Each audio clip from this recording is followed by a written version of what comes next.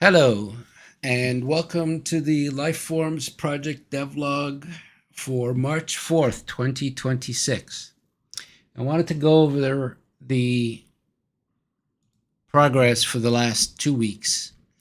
Uh, the first first few days, I focused on giving Ma, the saber-tooth, a little bit of behavior. She roams, she blinks, and she head tracks. So whenever the bull is within range, she'll look at him. After that, I really focused on something else, and it's what I'm calling the world sense system. And with that, what I wanted to do is make the world make you able, or make the player able to sense the world. If we're exploring it, we want to check things out. So if you see here, I've pressed tab, and there's a green overlay to everything. So to give you to tell you that world sense is activated. And if we're exploring things, we want to see if there's anything interesting in the area. So what I did is changed or reworked the blocked spring. And if you see here, if I click on that point of interest, it'll, hover over the point of interest, it glows. And if I click on it, the wisp will immediately go and investigate it. So it's gonna go see what's what, and with that, you'll get an interface, and then you'll have a choice. If you hover over each button, it'll tell you what your actions are going, what your choices are. So you could gore it, choose violence, or dig, and it'll activate the glare. So I'm really planning on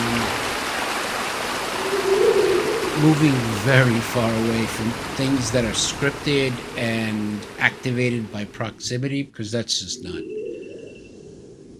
interesting, and you're supposed to explore these things. So say, here, now that it's resolved, it'll say that the spring flows freely once more.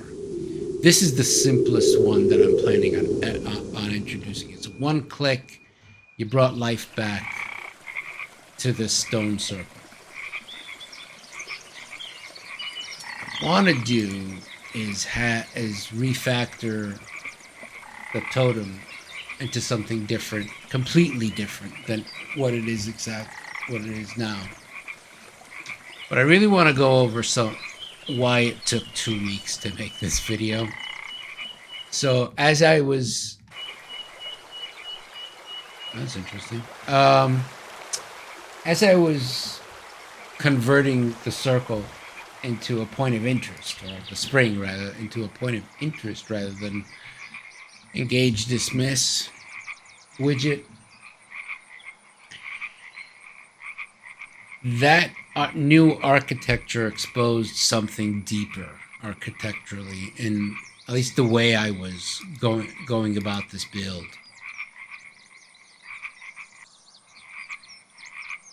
If you notice, he drifted when he was supposed to be digging.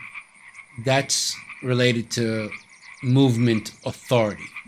He's supposed to rest, or dig, attack. All these systems call on him to move in one way or another, especially roaming. If I don't click and put a marker down, he's moving on his own. That was trying to hijack everything. So I had to rework that authority over the last few days, and Yeah, that was fun. um, I mean, right now with the so I'm happy that this stone basin is back and behaving once more.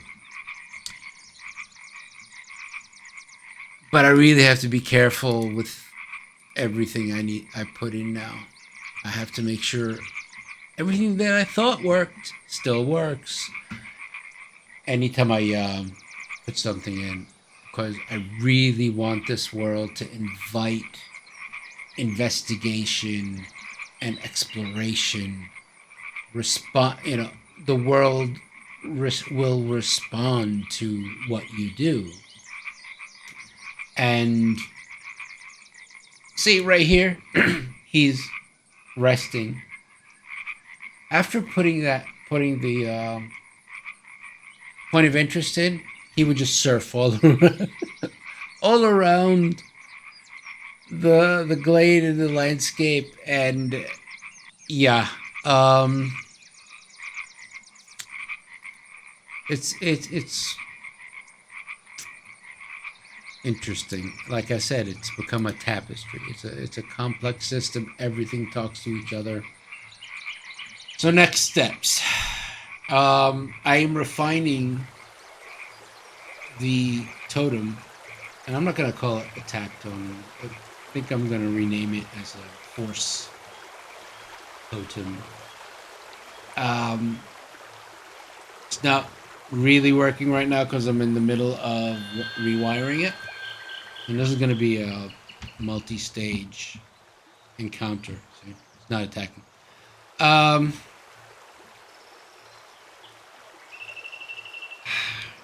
I mean, each of these steps is moving this project into some, or moving this project closer to its goal of creating a living ecosystem where every creature and object and place has the potential to become a story.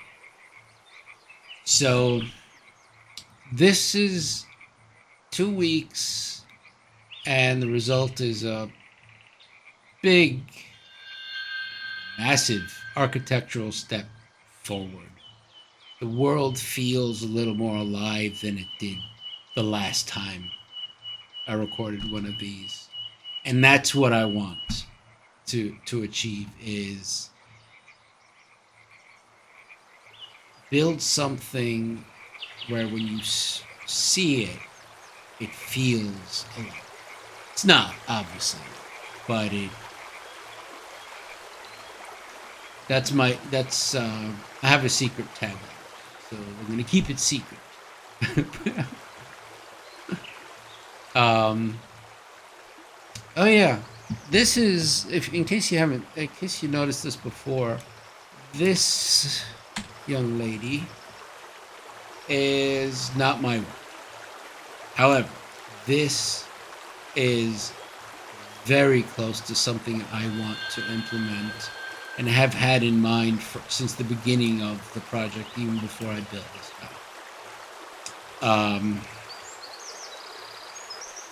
This is called Dark Acolyte. It's free on Fab. She's a placeholder. I'd love to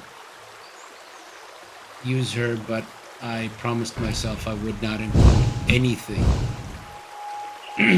that wasn't my work. Um, Foliage being the exception. Um,